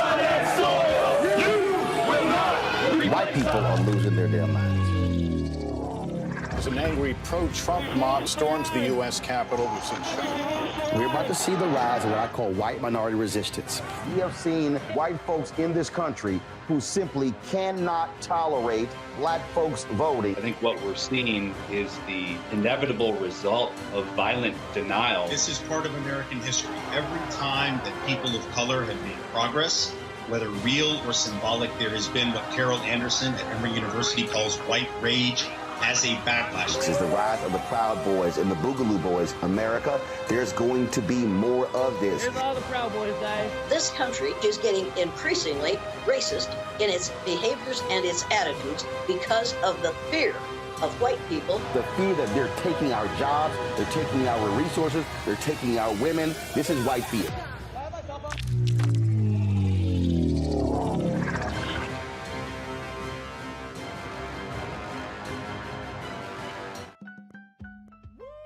We're all impacted by the culture, whether we know it or not. From politics to music and entertainment, it's a huge part of our lives, and we're going to talk about it every day right here on The Culture with me, Faraji Muhammad, only on the Black Star Network. Hi, this is Cheryl Lee Ralph. Hello, everyone. It's Kiara Sheard. Hey, I'm Taj. I'm Coco. And I'm Lily. And we're SWV. What's up, y'all? It's Ryan Destiny, and you're watching Roland Martin Unfiltered.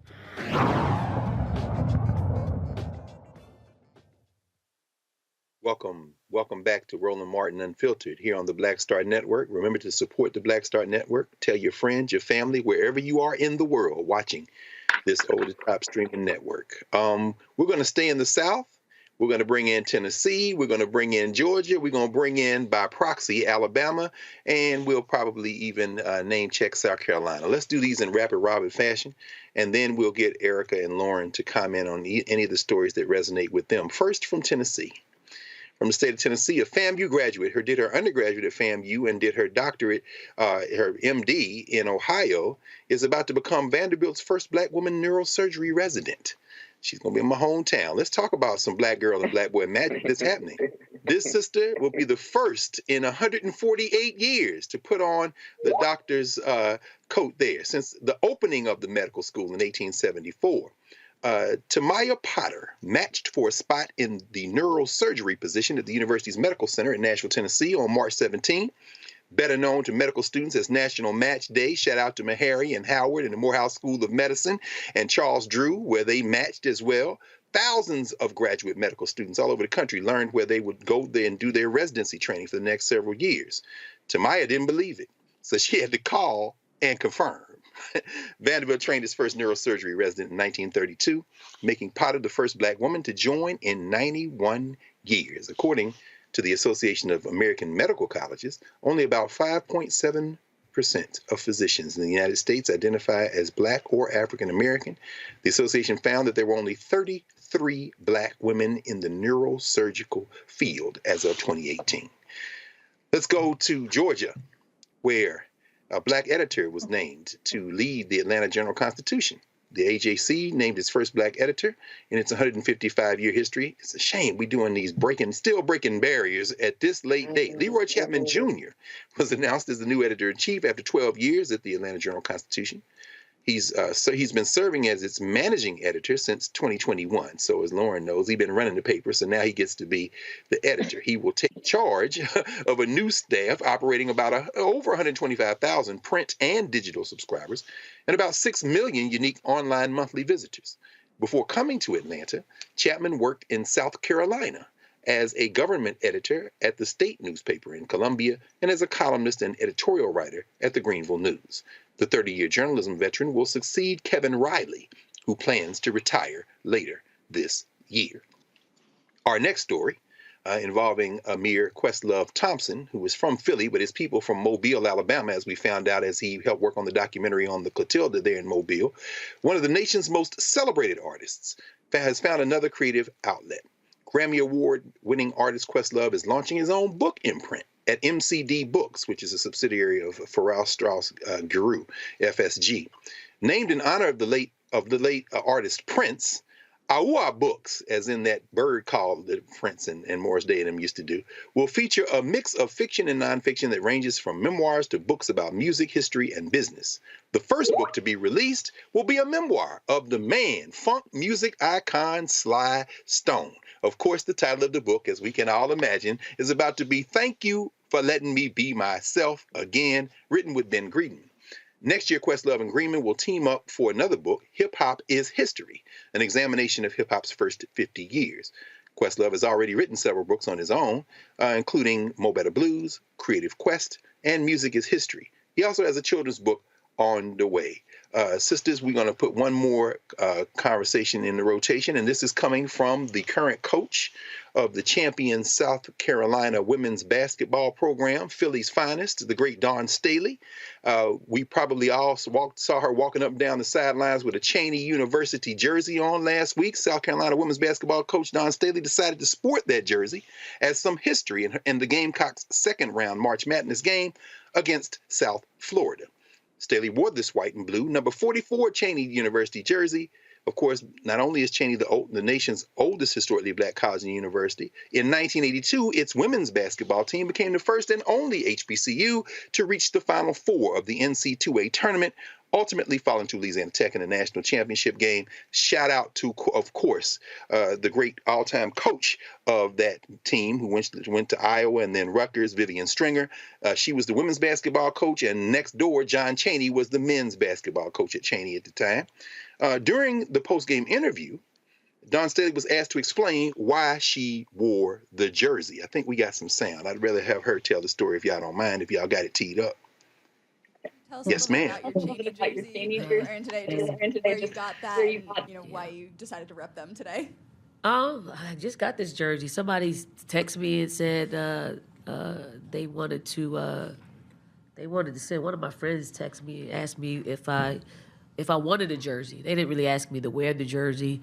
And I was, of course, I mean, I like the jersey. I like what it stands for. I like that it's a Coach Stringer who just had her a birthday on March 17th. Yolanda Laney, who wore this, not this jersey, but she's from Philly, grew up, you know, she actually started leagues for us. Like when I was younger, we played in something called the DBL, and she was very much a part of creating that league to give younger players an opportunity to just come together and play in the summertime. So fond memories of that. I mean, Chaney State was the only HBCU to make it to a Final Four, and for them to be led by Coach Stringer, who opened doors that now I walk through. I mean, it was a truly honor to wear this jersey and to represent them. Sisters, I'm going to ask for you all to have any comments on any of those stories. I do want to mention, of course, as we know, that when South Carolina won the national championship a couple of years ago, as we saw, Dawn Staley cut down the net and took a piece of that net and gave it to every black woman coach who is coaching right now, including that young sister at Ole Miss who just won her game, because she said Carolyn Peck, when she won, became the first black woman, of course, to win the national championship. When they cut the net down, she sent her a string of it. And I should mention one other thing before I ask Eric. Maybe I ask you first, and then ask Lauren to comment on any of the stories. I want to mention, of course, congratulations to my friend and our sister Yolanda Pierce, who is currently the dean of the Howard University School of Divinity.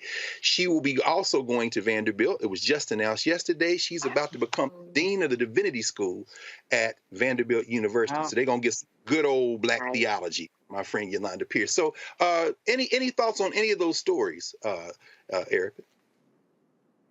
I'm so glad that we are ending the show in Black brilliance, because that is exactly who we are. When we see, it's been 91 years since there had been a neurosurgeon in Vanderbilt's history. When we look at, the AJC's history and having their first Black editor, it is not because we have not qualified. We are, in fact, the blueprint.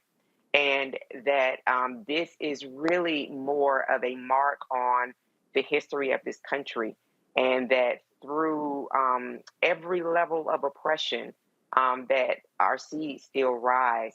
When we see Dawn Staley, who I have so much respect and honor for, she is such an amazing human being, and really the way that she carries herself and cares for her team is something to be spoken about. I would always think about, if she maybe looked a different way, that, there would be wall-to-wall coverage up here. But, I digress. I feel like should know that in the culture that she is so important to see, and that her influence will continue. She's really, and many other Black coaches have really reshaped the way the game is looked at, and the way that players play, and really the way players empower themselves, at least at the collegiate level and beyond. So it is just so wonderful to see that through every lever of oppression that folks throw at us, that still the seeds rise. It's just wonderful to end the show on such Black brilliance. Absolutely, absolutely. And while you mentioned Dawn Staley, Eric, it reminded me, as an adopted Philadelphian myself, we can't, I'd be remiss if I didn't shout out Dobbins High School, Dobbins Tech, which of course is her alma mater, also the alma mater of Hank Gathers, who we also remember. So Dawn Staley got nothing but love from Philadelphia. So Lauren, and then I was thinking about, comment please on any of the stories. I was thinking particularly about that AJC story, because, you know, what are we talking about when you put somebody in as a captain of a ship when the print media doesn't seem to have figured out where it's going? I mean, please, anything on any of the stories, but I just thought about you as we were thinking about that, because I know it's tough times out there for regional and local media. Very tough times because of Google and Facebook stealing all the ad money, basically monopolizing all the ad money. Yes. But that Leroy Chapman story is a big thing. You know, 155 years, the Atlanta Journal-Constitution is 155 years old. I think the Washington Post is 157 years old, never had a black editor. They passed over Eugene Robinson, and in my view, passed over Kevin Merida, who's now the editor of the LA Times. So to see Leroy Chapman be at the top of the Atlanta Journal-Constitution, which is a storied paper, of course, in Atlanta, the Mecca, and that's a really amazing thing, because it's rare, very rare, that a black person is controlling the content of what goes on one of these platforms. I mean, the Washington Post right now doesn't even have a black person on their editorial board. It's a 8-person, I think, editorial board at the Post. And the city that some have referred to as Chocolate City, still majority black, though barely.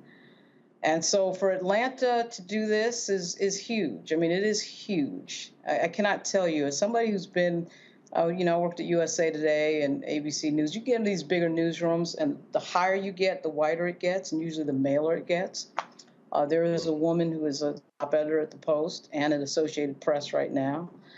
But there's never been a black person in charge at the Associated Press or the Washington Post. The New York Times has actually done it, I think, twice, right? But even that isn't really, I mean, I think this guy, just looking at him, I don't know Leroy Chapman at all. I'll probably meet him at some convention, whatever. I don't know him at all, but I got to tell you, I'm sure he put in the time there to get to that position, because it ain't easy. It ain't easy at all. So that's great to see that. It's very interesting. Let's see what direction he goes to the paper and see if he's kinfolk. We'll find out pretty soon. So that's right. You know. I know that's well. We're going to wind ourselves to a close tonight, and of course, as always, it's such an honor and a pleasure to be with both of you, with Lauren Victoria Burke and Erica Savage. And thank you all, everybody in the control room, So we're going to end here, because you all made sure that nothing collapsed, and you are, as always, the backbone of the Black Star Network. So join us again tomorrow here on the Black Star Network for Roland Martin Unfiltered, and we'll see everybody tomorrow. Everybody stay safe. Folks, Black Star Network is here. Hold no punches. I'm real revolutionary right now. Support this man, Black Media. He makes sure that our stories are told. Thank you for being the voice of Black America, Roland. Stay black. I love y'all. All momentum we have now, we have to keep this going. The video looks phenomenal. See, this difference between Black Star Network and black-owned media and something like CNN. You can't be black-owned media and be scared. It's time to be smart. Bring your eyeballs home. You dig? Pull up a chair, take your seat. The Black Tape with me, Dr. Greg Carr, here on the Black Star Network. Every week, we'll take a deeper dive into the world we're living in. Join the conversation only on the Black Star Network. Hi, I'm Dr. Jackie Hood Martin, and I have a question for you. Ever feel as if your life is teetering and the weight and pressure of the world is consistently on your shoulders? Well, let me tell you, living a balanced life isn't easy. Join me each Tuesday on Black Star Network for A Balanced Life with Dr. Jackie. We're all impacted by the culture, whether we know it or not. From politics to music and entertainment, it's a huge part of our lives, and we're going to talk about it every day right here on The Culture with me, Faraji Muhammad, only on the Black Star Network. I'm Deborah Owens, America's Wealth Coach, and my new show, Get Wealthy, focuses on the things that your financial advisor and bank isn't telling you, but you absolutely need to know. So watch Get Wealthy on the Black Star Network.